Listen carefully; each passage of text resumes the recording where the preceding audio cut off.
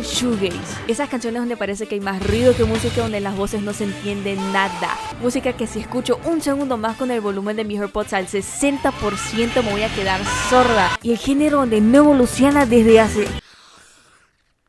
Mejor me lo guardo para después. El shoegaze personalmente es mi género musical favorito y el más interesante que he escuchado hasta ahora, aparte del city pop y cualquier cosa que hizo Radiohead. No he escuchado nada similar al shoegaze jamás. Podríamos decir que el dream pop, pero en sí esos géneros son como hermanos, así que no quiero contarlo. Pero algo que no voy a negar de estos dos géneros es el ambiente que transmiten y lo somnoliento que suena. Mi ejemplo más grande es la película Mysterious Skin, que su soundtrack es puro shoegaze y dream pop que le da un ambiente etéreo a toda la película. Por más increíble que sea el shoegaze, tengo un pequeño, grande problema con este. Pero antes, ¿qué es el género shoegaze?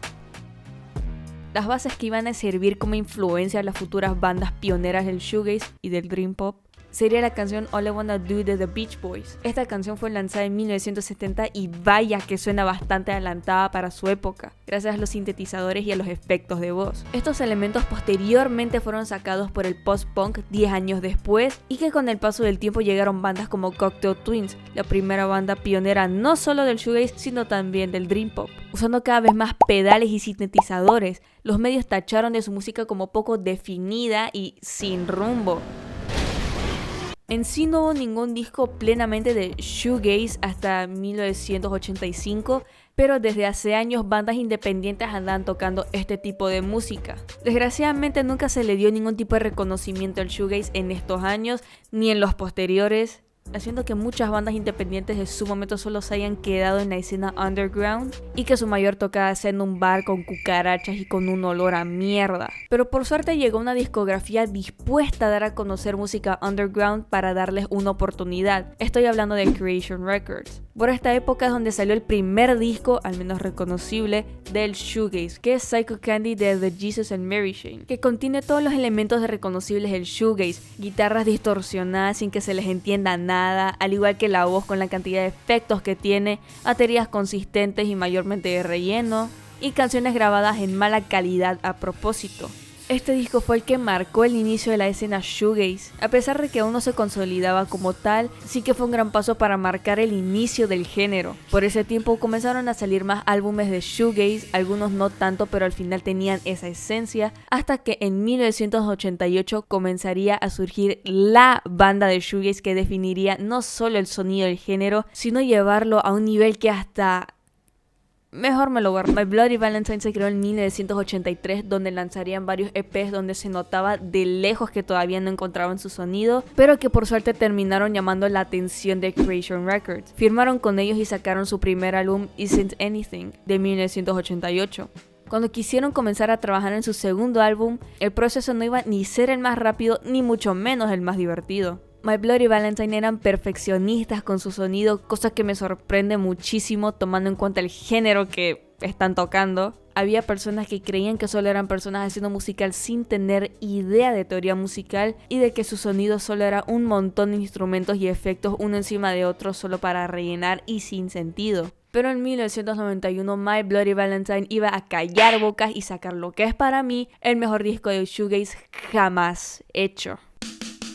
Loveless es el álbum que definió el sonido definitivo del shoegaze, pero que no solo se quedaría ahí, sino que indirectamente revolucionaría la música por completo. Bandas como Blur, Oasis, Slowdive y Radiohead han mencionado que este álbum fue una de sus mayores inspiraciones. Todas las canciones dentro del disco tienen riffs pesados, guitarras que suenan como puro ruido y canciones que para mí tienen visuales, pero que lastimosamente todo lo que dije anteriormente solo se iba a quedar en eso. Tomando en consideración las ventas de este disco sería prácticamente un completo fracaso, al igual que la crítica. Tampoco le iba bien a la banda que digamos, firmaron con otra disquera pero nunca entregaron ningún material hasta que en 1997 se separaron de manera oficial. Recién hace unos cuantos años, Loveless comenzó a ser valorado como debió serlo en su momento, un clásico no solo del shoegaze, sino de la música en general. Después de la salida de Loveless salió So Lucky en 1993 con un tono más digerible para las personas que querían entrar en el mundo del shoegaze y para estar familiarizados con el tono de las canciones sin llevarse ninguna sorpresa.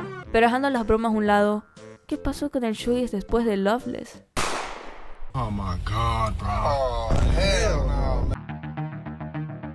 Y aquí es el momento donde no quería llegar y el momento donde empieza mi problema con este género. No me refiero a que no hay suficientes álbumes de shoegaze o que no se le dé el reconocimiento que merece. De hecho, hay canciones que pegaron de TikTok que son shoegaze. A lo que me voy es que si nos fijamos bien, no hubo ningún álbum que sobresalga después de Loveless. Obvio que salían más y más álbumes, ahora sí clasificados como shoegaze gracias a la exposición que le dio Loveless, pero no hay ninguno que sobresalga de la misma manera que lo hizo Loveless en su momento. O mejor dicho, no hay ningún álbum que haya superado a Loveless hasta el día de hoy. Y hay pocos álbumes que llegaron a nivelar algunos puntos de Loveless. Y por Dios que hasta otro álbum de My Bloody Valentine está entre ellos. A lo que me voy es que en más de 30 años el shoegaze no ha evolucionado. Con decir que hay álbumes que giran en torno a Loveless sin voltear a ver otros. Y seguramente estés pensando que todo lo que digo lo estoy diciendo sin argumentos. Pero no, tengo razones que respaldan mi opinión. Razón número 1. No es que Loveless haya mejorado el shoegaze como tal, sino que lo lleva a otro nivel y rompe el lenguaje del género. Razón número 2. Loveless fue el álbum que decidió cambiar completamente las reglas del género, algo que hasta ahorita nadie se atreve a hacer, pero por una razón. Razón número 3. Las nuevas bandas de shoegaze prefirieron mirar hacia el pasado y perfeccionar el sonido antes que innovar en el género. Y las bandas antiguas como Slowdive y el mismo My Bloody Valentine seguían en foco por ser bandas nostálgicas. El shoegaze optó por ser un género que se iba a quedar en las mismas fórmulas de siempre antes que mezclar nuevas técnicas. Cosa que me lleva a la siguiente razón. Razón número 4. Las técnicas más increíbles y más malditas en el shoegaze fueron creadas por Kevin Shields, el guitarrista de My Bloody Valentine. Un sonido que terminó siendo asociado muchísimo con la banda y que ninguna banda pudo crear o replicar una técnica similar. Razón número 5. Loveless sigue sonando futurista. Un disco adelantado a su época que sigue sonando como tal hasta día de hoy. Y razón número 6. Cuando hay bandas que deciden innovar en el shoegaze, dejan de ser shoegaze. Por ejemplo, Soulfly perfeccionó lo que es la lírica emotiva en el shoegaze, pero el sonido del álbum es más dream pop que shoegaze, según Rate Your Music. Es decir, el shoegaze en sí queda congelado en lo que es la innovación y su sonido, y los proyectos que evolucionan se van a otros géneros como el dream pop, noise pop y más.